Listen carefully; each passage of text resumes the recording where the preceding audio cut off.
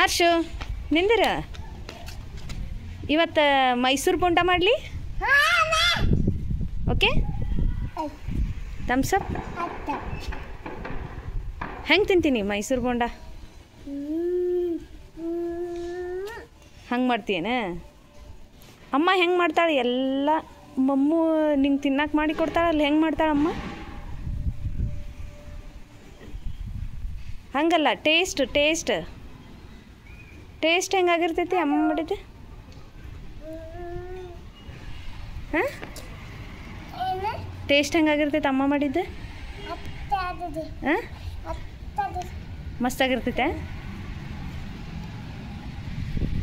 ಆಶು ಮೈಸೂರು ಬೋಂಡ ಮಾಡಿಕೊಡ್ಲಿ? ಇಲ್ಲಿ ನೋಡಿ ಹೇಳ, ಮೈಸೂರು ಬೋಂಡ ಮಾಡಲಿ ನೋಡಿ. ಹೆಂಗಂದ್ರೆ ಪಟ ಪಟ ಮಾಡೋಣ ನಡಿ, ಹೆಂಗಂದ್ರೆ ಪಟ ಪಟ ಮಾಡೋಣ. ಎಲ್ಲರಿಗೂ ನಮಸ್ಕಾರ ರೀ. ನಾನಿವತ್ತು ಮೈಸೂರು ಬೋಂಡಾನ ಮಾಡತ್ತೀನಿ. ನಮ್ಮ ಮನ್ಯಾಗ ಏನಾರ ಈ ಮೈಸೂರು ಬೋಂಡ ಮಾಡಿದ್ರೆ ನಾವು ಮೈಸೂರು ಬಜ್ಜಿ ಅಂತ ಹೇಳಿನ ಕರಿತೀವಿ ರೀ. ಇದನ್ನು ಮಾಡೋಕೆ 1 ಕಪ್ ಆಗುವಷ್ಟು ಮೊಸರನ್ನ ಹಾಕೊಳತ್ತೀನಿ ರೀ. ಅದು ಗಟ್ಟಿ ಮೊಸರು. ಆಮೇಲೆ ಬೌಲ್ ಒಳಗೆ 1-2 ಸ್ಪೂನ್ ನೀರು ಹಾಕ್ಕೊಂಡೆ. ಆಮೇಲೆ 10 ಕಾಳು ಸಕ್ರಿನ ಹಾಕೊಂಡೇನಿ ರೀ. ಹಂಗೆ ರುಚಿಗೆ ತಕ್ಕಷ್ಟು ಉಪ್ಪು, ಅರ್ಧಕ್ಕಿಂತ ಸ್ವಲ್ಪ ಕಡಿಮೆ ಅಡ್ಗೆ ಸೋಡಾ ಹಾಕೊಂಡೇನಿ ರೀ. ಆಮೇಲೆ 2 ಸ್ಪೂನ್ ಆಗುವಷ್ಟು ಎಣ್ಣೆನ, ಅದು ತಣ್ಣನ ಎಣ್ಣೆ ಹಾಕ್ಕೊಂಡೇನಿ ರೀ, ಬಿಸಿ ಎಣ್ಣೆ ಅಲ್ಲ. 1 ಸ್ಪೂನ್ ಆಗುವಷ್ಟು ಜೀರಿಗೆನ ಹಾಕ್ಕೊಂಡೇನಿ ರೀ. ಹಾಕ್ಕೊಂಡು ಇದನ್ನು ಚಂದಂಗೆ ಈ ಥರ ಮಿಕ್ಸ್ ಮಾಡ್ಕೋಬೇಕ್ರಿ.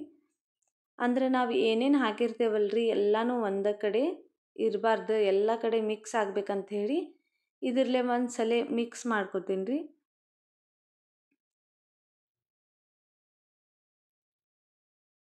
ಈ ಥರ ಒಂದು 2 ನಿಮಿಷ ನಾವು ಮಿಕ್ಸ್ ಮಾಡಿಕೊಂಡ್ರೆ ಸಾಕ್ರಿ.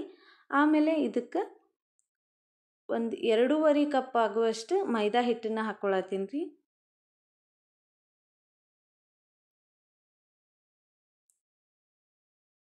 ಎರಡೂವರೆ ಕಪ್ ಮೈದಾ ಹಿಟ್ಟು ಹಾಕ್ಕೊಂಡು ಇದನ್ನು ಚೆಂದಾಗಿ ಕಲಿಸ್ಕೋಬೇಕ್ರಿ.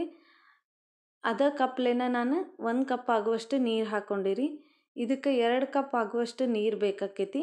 ನೀವು ಒಮ್ಮೆನ 2 ಕಪ್ ಹಾಕ್ಕೊಂಡು ಮಿಕ್ಸ್ ಮಾಡ್ಕೋಬೋದ್ರಿ. ಹೆಚ್ಚು ಕಡಿಮೆ ಆಗಬಾರ್ದಂತ ಹೇಳಿ ನಾನು ಸ್ವಲ್ಪ ಹಾಕ್ಕೊಂಡು ಈ ಥರ ಹಿಟ್ಟನ್ನು ಕಲಿಸ್ಕೊಳಕತ್ತೀನಿ ರೀ. ಇನ್ನೂ ಕಡಿಮೆ ಅನಿಸಿದ್ರೆ ನಿಮಗೆ ನೀರು ಹಾಕ್ಕೊಂಡು ಕಲಿಸ್ಕೋಬೋದು.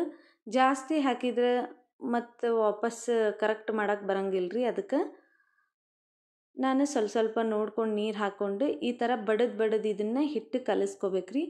ನಾ ಯಾವ ರೀತಿ ತೋರ್ಸಾತೇನಲ್ರಿ ಆ ರೀತಿ ಬಡದು ಈ ಥರ ಹಿಟ್ಟು ಕಲಿಸ್ಕೊಂಡ್ರೆ ಬಜ್ಜಿ ಮಸ್ತ್ ಬರ್ತಾವ್ರಿ. ಅಂದ್ರೆ ಬೋಂಡ ಭಾರಿ ಬರ್ತಾವೆ.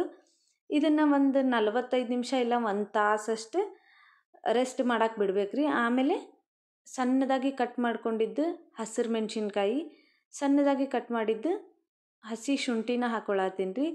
ಆಮೇಲೆ ಕರಿಬೇವು, ಕೊತ್ತಂಬರಿ, ಇದನ್ನೆರಡನ್ನೂ ನಾನು ಪೂರ್ತಿ ಸಣ್ಣಗೆ ಕಟ್ ಮಾಡ್ಕೊಂಡು ಹಾಕ್ಕೊಂಡೇನಿ ರೀ. ಹಂಗೆ ಇದಕ್ಕೆ ಒಂದು ಸ್ವಲ್ಪ ಹಸಿ ಕೊಬ್ಬರಿನ ಸಣ್ಣದಾಗಿ ಕಟ್ ಮಾಡ್ಕೊಂಡು ಹಾಕ್ಕೊಂಡೇನಿ. ಇದನ್ನೆಲ್ಲ ನಾವು ಹಾಕಿರ್ತೇವಲ್ರಿ, ಇದಕ್ಕೆ ಸ್ವಲ್ಪ ಚಟ್ನಿ ಅದು ಏನೂ ಬೇಕಾಗಂಗಿಲ್ಲ.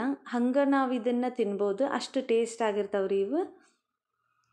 ಎಲ್ಲನೂ ಹಾಕಿ ಮತ್ತು ನಾನು ಅದೇ ಥರನ ಎಲ್ಲನೂ ಚೆಂದಂಗೆ ಕಲಿಸ್ಕೊತೇನೆ ರೀ.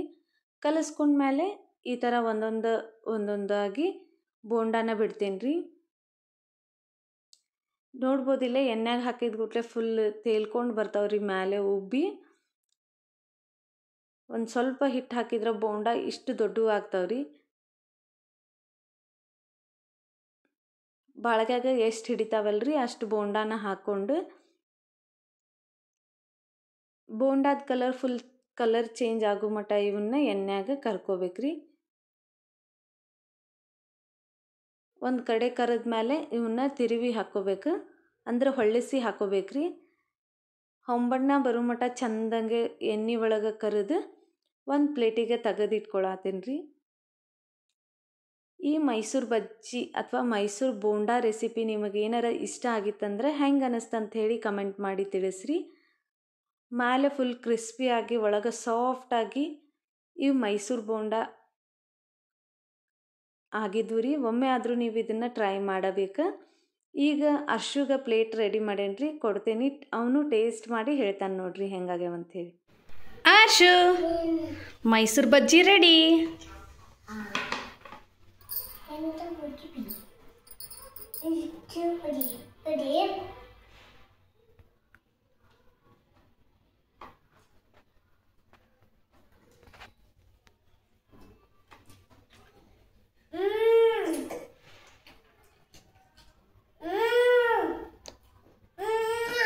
ಮಸ್ತ್ ಆಗೈತಿ.